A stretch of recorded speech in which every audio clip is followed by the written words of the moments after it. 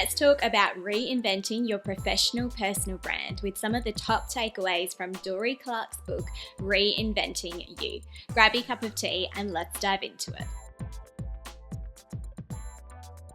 I talk a lot on this channel about rebranding and reinventing yourself because the reality is at some point in your life or in your career, you most likely are going to have to rebrand and reinvent yourself. And by being prepared for that, you put your personal brand and your professional personal brand in the best possible position to be able to succeed when that moment comes. Now, a lot of us like to think that we have a really secure career. We might think we have a really secure job and that we don't even need to think about this idea of having to ever rebrand or reinvent our careers. But the reality is that change can come unexpectedly, and it can often come when we are most comfortable in a particular circumstance as well. So how prepared are you when that circumstance comes? Now, as I was thinking about potentially exploring this idea more and sharing my top takeaways from the book Reinventing You, one of the most historic trades happened in the NBA world. I'm not sure if you are familiar with what goes on in the NBA, if you follow it at all.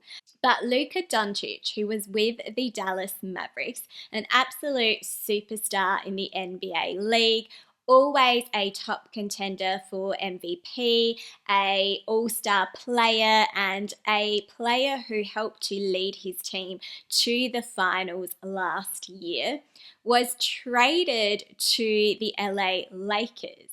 And it's also been said that it wasn't even the LA Lakers who instigated the trade. It was the Dallas Mavericks, who Doncic was a star on the team for. The fans absolutely adored Doncic, and he had been with the team, I believe, since he was a teenager.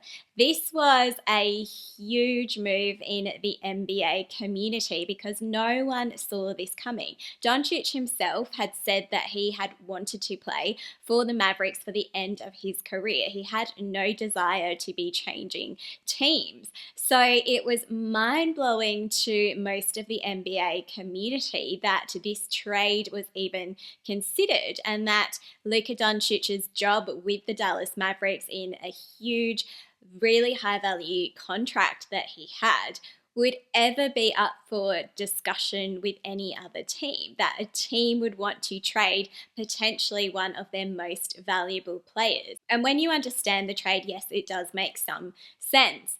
But it's more the fact that Doncic didn't see it coming. The rest of the community that he is a part of didn't see it coming. The organization that he got traded to didn't see it coming. His teammates didn't see it coming.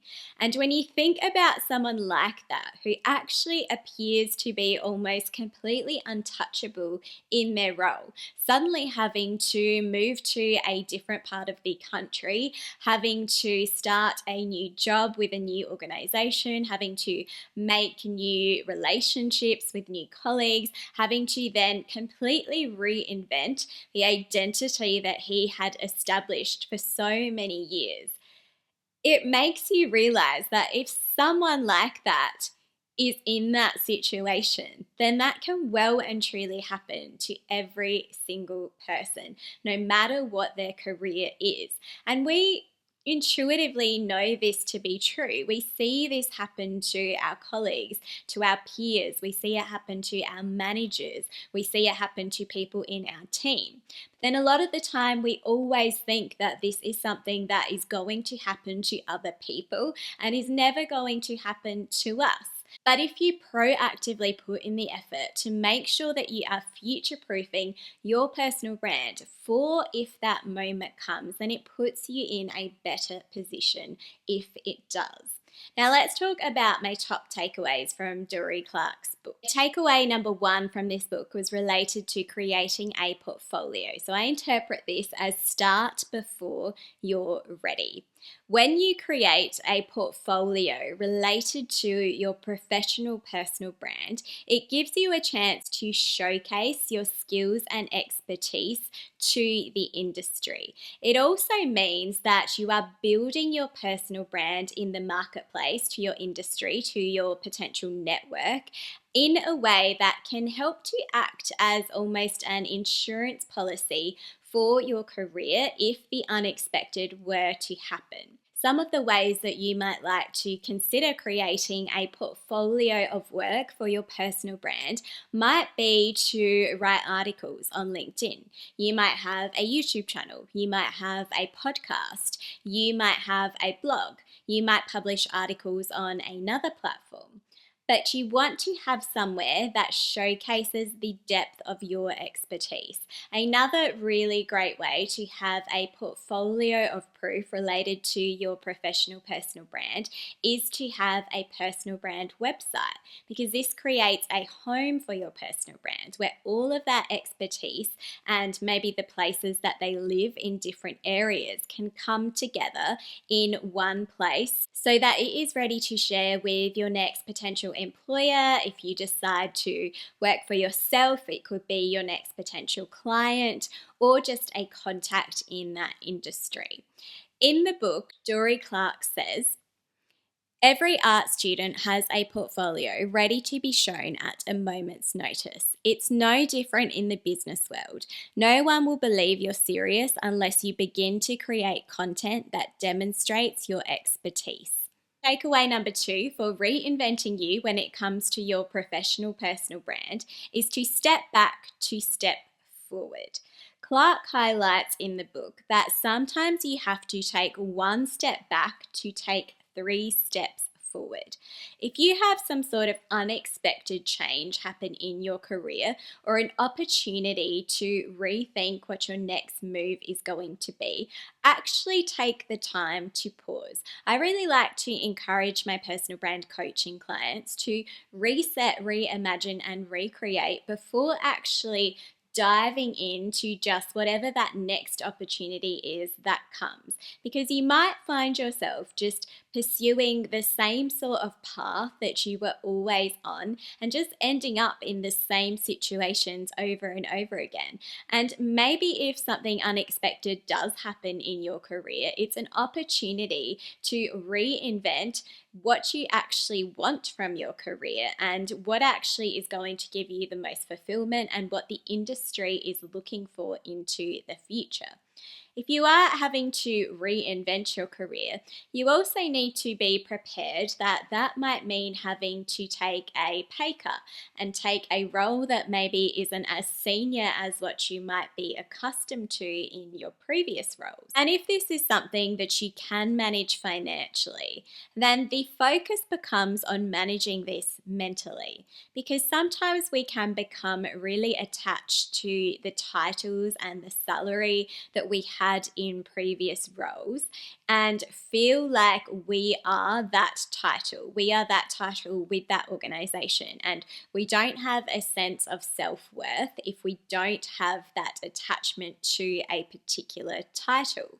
But when you are able to just mentally let go of what that title was that you might have had, it gives you a chance to really rethink even where your worth comes from. Because you are more than your title, you're more than your salary, you're more than the organization that you work for. So if, for example, you have been made redundant or you've been fired or you have had some sort of unexpected career change happen, then you need to some degree, accept that that is now in the past, and you have to look forward into the future and what you can contribute to that. Which leads really nicely into my third takeaway from the book, Reinventing You, which is to remember your halo effect.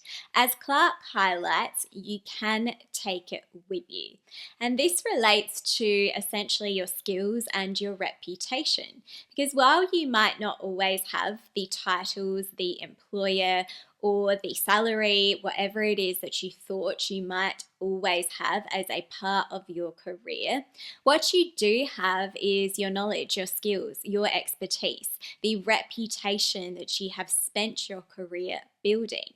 Those things can't be easily taken away from you. To some degree, your skills may not ever be able to be something that someone else can take away from you. And this leads to a concept that Jeffrey Pfeiffer from Stanford University popularized, described as the halo effect, whereby if you are talented in one domain, then people will assume that you can be talented in another domain. So if an unexpected event happens in your career that can potentially shake your confidence, try as much as possible to stay calm and take stock of your skills. Remind yourself what you are talented in and how that can be transferred into the next chapter of your career. And this leads nicely into tip number 4, which is to connect the narrative. Clark emphasizes the importance of taking the relevant past experience with you. You have spent so much time building your skills and your reputation in particular areas. Remind yourself that this can be connected into your next narrative as well.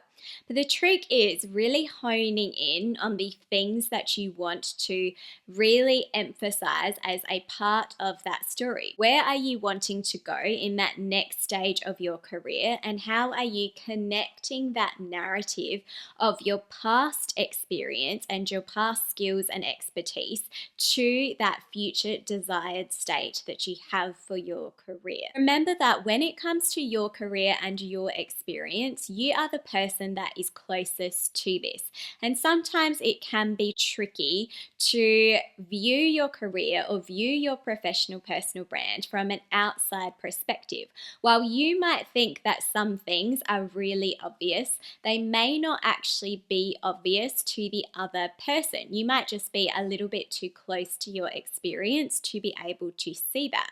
So when it comes to you creating the narrative of your professional personal brand, make sure that you are really honing in on what those most important elements are for where you want to be positioned in your career. And sometimes this can be about having to make some tough decisions with what actually gets removed, particularly as you progress later through your career. You're going to have built up a whole heap of skills and experience that you may want to highlight. But the key is to then focus on being able to refine that down to what is most important. So see this as an opportunity, say in your resume or in your LinkedIn profile or any other branding that you have for your professional personal brand, to really make the most relevant skills or the most relevant experience pop on the page, and trying to remove some of those things that will potentially distract from what the main point is that you are trying to make. And remember, if you are wanting to reinvent your career, the key is to not approach this with the mindset that it is something